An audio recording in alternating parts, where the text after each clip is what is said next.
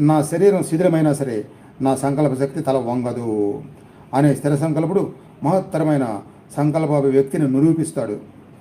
మిమ్మల్ని దివ్యులను చేసేది సంకల్ప శక్తి.